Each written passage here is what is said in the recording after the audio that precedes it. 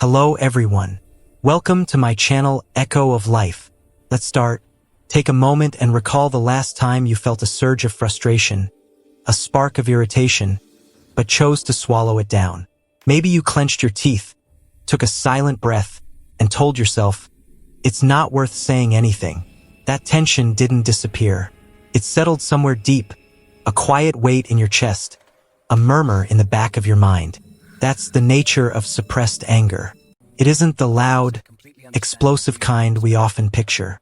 It's the quiet one, the one we think we've mastered, but which, in truth, begins to master us in ways we seldom notice. Research suggests a significant portion of adults habitually quiet their anger rather than expressing it. And this isn't a minor emotional habit. It shapes our feelings, our connections with others, and even our physical well-being. What's compelling is not just that we do it, but why and what unfolds when we keep it contained. At its core, anger is a signal. It's our internal alert system, telling us something feels threatened, dismissed, or overlooked. When we suppress it, we are essentially shutting down a line of communication with ourselves. We say silently, I won't allow this feeling to exist. Yet buried emotions don't vanish. They linger, quietly influencing our choices, our moods, and reactions we don't even understand.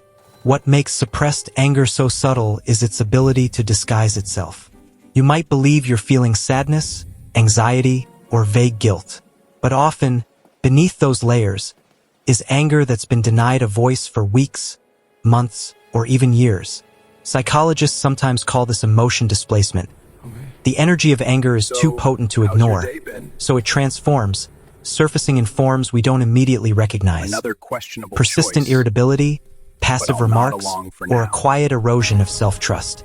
There's a psychological concept known as the frustration-aggression principle, which proposes that when our goals or boundaries are blocked, anger naturally arises.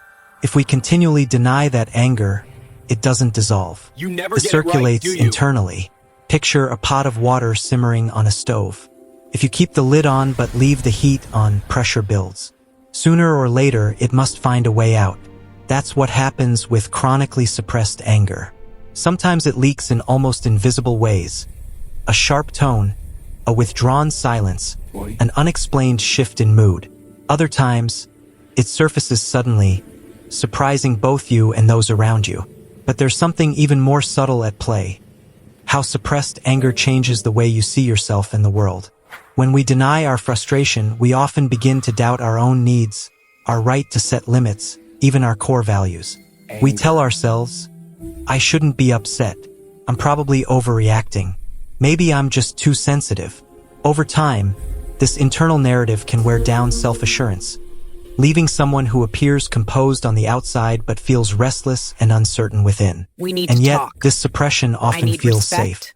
Expressing anger feels risky. Maybe we learned early that anger was unacceptable. Perhaps we faced criticism, rejection, or punishment when we expressed it. So we adapt. We learn to hide our fire. And gradually, invisibly, it shapes how we move through life. What's revealing, though, is that suppressed anger isn't merely destructive. It's deeply informative. It holds clues about boundaries we never set, needs we never voiced, and experiences we never fully processed. Pioneers in depth psychology described unexpressed emotions as forming a kind of shadow, a part of ourselves that exists outside conscious awareness yet influences everything we do. This shadow isn't inherently negative. It's simply energy that hasn't been integrated. The moment we recognize it, we gain insight, not just into our anger, but into the choices we make, the relationships we maintain, and the patterns we unconsciously repeat. Consider it this way. Every time we push down frustration, we add another brick to a wall between our true feelings and the world. Some bricks are small, barely noticeable. Others are large and heavy. With each one, the wall grows.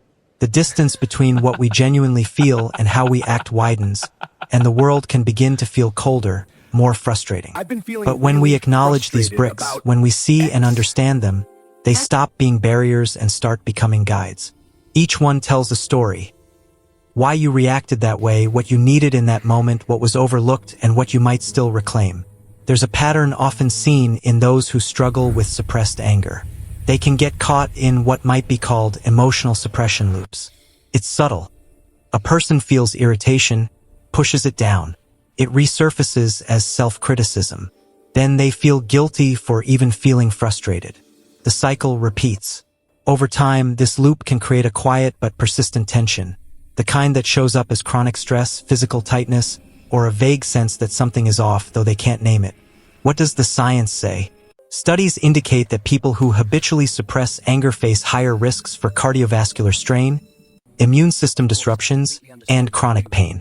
Beyond the physical, the psychological effects are just as significant. Suppressed anger can cloud decision-making, reduce emotional resilience, and complicate relationships. This isn't about failure or weakness.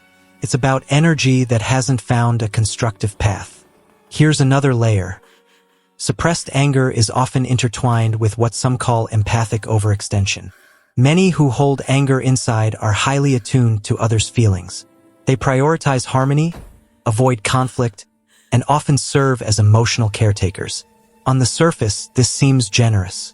But underneath, their own needs become invisible, silenced by a fear of disrupting peace. In other words, the very trait that makes them compassionate can also become the mechanism that buries their own frustration. Yet, for all its challenges, suppressed anger is not a life sentence. It's an invitation, a doorway into deeper self-understanding.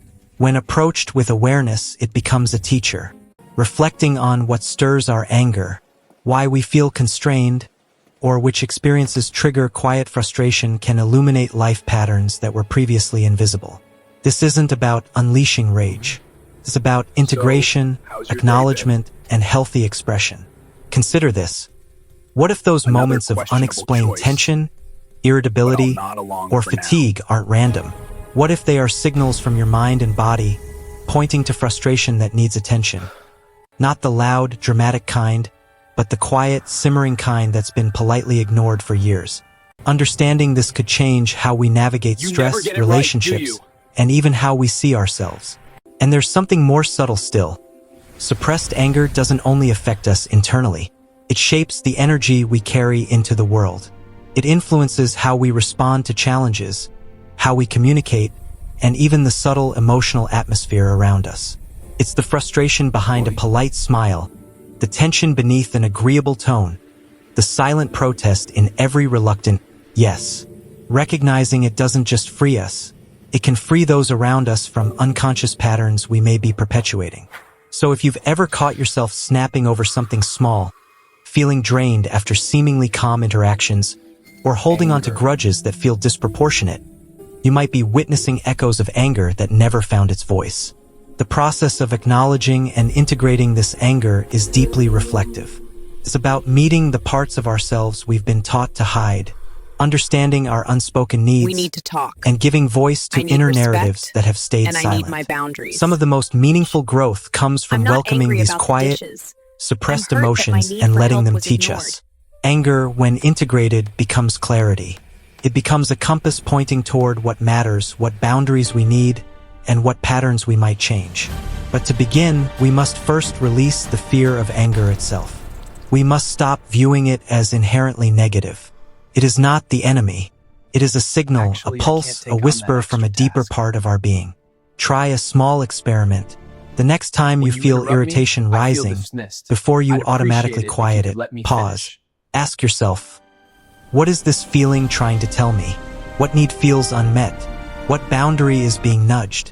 That simple act, practiced over time, can begin to unwind years of quiet suppression. It starts the work of integration. And integration isn't just about emotion. It's about authenticity, agency, and showing up fully in your own life. Once you start noticing suppressed anger, you may see it woven into nearly every choice you make. Decisions about relationships, work, daily habits, all subtly guided by frustrations you never named. It's like discovering a quiet co-author in the story of your life, one who has been writing chapters just beneath the surface. Psychologists sometimes refer to this as the unconscious emotional current. You don't actively think about it, yet it pushes and pulls, shaping behaviors that feel automatic or justified. But once you bring it into awareness, you can engage with it consciously. You can learn from it. In that process, anger transforms from a silent saboteur into a companion, a guide, a teacher. Why does suppression happen in the first place?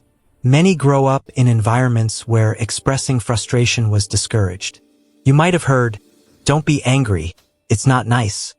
Or, "You'll upset people if you show that." Maybe you watched loved ones model calm exteriors while storms raged inside. The message, subtle but persistent, was, anger is unsafe. Anger is unacceptable. So the mind adapts. It hides, buries, and redirects energy that can't be safely expressed. Here lies the paradox. Denying anger doesn't make life safer. It often makes it more complicated. Studies link chronic anger suppression with higher rates of anxiety, low mood, and sleep troubles. It's as if the energy of anger refuses to disappear. If it can't move outward in a healthy way, it circulates inward, often creating tension, weariness, or quiet resentment toward ourselves and others. The emotion doesn't vanish. It multiplies in unseen ways. Yet there is hope, because the same research shows that acknowledging anger in safe, structured ways reduces stress, improves relationships, and brings emotional clarity.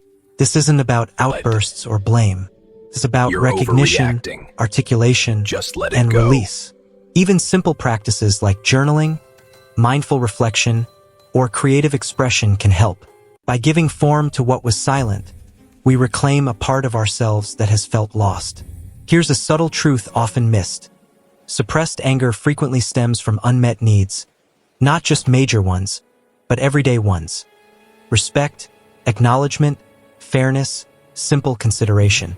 When those needs are overlooked and the resulting frustration is silenced, the mind starts to normalize the lack. Over time, this can lead to a kind of quiet invisibility, where a person questions their own worth or validity. That's when anger becomes the silent engine of dissatisfaction, fueling self-doubt, frustration, and disconnection. There's a powerful lesson here. Anger is information. It signals where our boundaries have been crossed, where we've compromised too much, or where our values have been ignored. It is not an enemy to suppress, but a guide to understanding ourselves more fully. And when met with awareness, it becomes transformative. Imagine this: what if, instead of seeing anger as something to avoid, you saw it as a teacher? Every irritation, every quiet resentment, every simmering frustration becomes a map. Each points toward an area of your life that needs attention, healing, or gentle adjustment. And here's the quiet beauty. As you integrate anger into your awareness, it loses its destructive power. It becomes energy you can channel into clarity, creativity, and even compassion. One fascinating aspect of suppressed anger is how it influences relationships. People who hold frustration inside often unconsciously project it onto others, not as direct aggression, but as tension, subtle criticism, or emotional distance. They may appear calm and agreeable, yet others sense a subtle barrier. It's as if the body and mind whisper truths the voice won't speak. Ironically, by suppressing anger, we can unintentionally create the very discord we hope to avoid. The antidote lies in awareness and gentle expression. Not every frustration requires confrontation, but each deserves acknowledgement. Psychologists often suggest starting with reflection. What am I really feeling right now? Why does this situation stir me? What need feels unattended? Once we answer these honestly, we can choose how to respond, whether to act, release, or transform that energy. The power is in conscious choice, not in suppression. This touches something deeper. Suppressed anger is intimately tied to authenticity. When we deny our frustration, we deny a part of ourselves. We tell ourselves some feelings aren't legitimate, some experiences aren't worth acknowledging. Over time, that self-denial can become a source of quiet internal conflict. But when we recognize and integrate our anger, we reclaim integrity, presence, and the ability to live in alignment with our values. There's also a quiet, almost poetic truth here. Anger, when acknowledged, is rarely violent. It's often a quiet, persistent insistence that we matter, that our experiences are valid, our boundaries deserve respect. It's the energy that fuels self-protection, advocacy, and sometimes profound creativity. Many artists, writers, and thinkers throughout history have drawn on this quiet fire, transforming personal frustration into works of insight, empathy, and beauty. Consider this as well: anger is temporal. The longer it's suppressed, the more distorted it can become. What began as a simple frustration can, over years, twist into a tangle of resentment, projection, and regret. But the moment we acknowledge it, even softly, internally, we begin to loosen that tangle. Energy flows again, like a river freed from a dam, and suddenly the mind and body breathe more freely. It's important to remember, suppressed anger is a deeply human experience. It is not a failure or a flaw. Everyone encounters it. What differs is our willingness to meet it with curiosity, reflection, and compassion. There is a quiet courage in noticing, naming, and understanding our anger, because it asks for honesty, vulnerability, and self-respect. It's a practice, a form of emotional literacy that can transform how we live and relate. Here's a psychological insight that may surprise you. Expressing anger constructively can actually strengthen empathy. When we recognize our own feelings, we become more attuned to the feelings of others. By honoring our own boundaries, we learn to honor theirs. By articulating our internal tension without judgment, we develop a language of connection rather than conflict. Anger, paradoxically, can become a bridge instead of a barrier. Finally, let's step back and see the larger picture. Life is, in many ways, a process of learning to navigate the silent currents within us. Suppressed anger is one of those currents, often invisible yet powerful. It shapes perception, decisions, and emotional experience. But it is also a doorway, an opportunity to engage with ourselves more honestly, to reclaim energy, and to cultivate deeper empathy and wisdom. So, I'll leave you with this thought. The next time you notice irritation rising, or a tension you can't quite name, pause, breathe, ask yourself, what is this feeling trying to tell me? I need respect. What boundary or need wants acknowledgement? How can I meet this part of myself with compassion? In that simple act lies the possibility of transformation. It is the moment when silent energy becomes conscious insight, when anger ceases to be a shadow and becomes a source of clarity, presence, and emotional depth. Because at the heart of understanding suppressed anger is this truth: our emotions are never enemies. They are messages, guides, mirrors reflecting the richness of our inner world. To ignore them is to live half awake, but to meet them, to integrate them, is to live fully, alert, human, and genuinely engaged with the world around us. Suppressed anger, then, is not something to fear. It is something to notice, understand, and respect. It is the whisper of our own authenticity, calling us to pay attention, to reclaim our energy, and to live with deeper awareness. It teaches us that even the quietest fire can light the path towards self-knowledge, emotional freedom, and the courage to be truly ourselves. Because in the end, acknowledging suppressed anger isn't about losing control. It's about gaining connection with ourselves, with our emotions, and with the world we inhabit. And that connection, quiet and profound, can transform not only our inner life, but how we move through life with grace, insight, and presence. Thank you for watching my videos. Please subscribe my channel for more update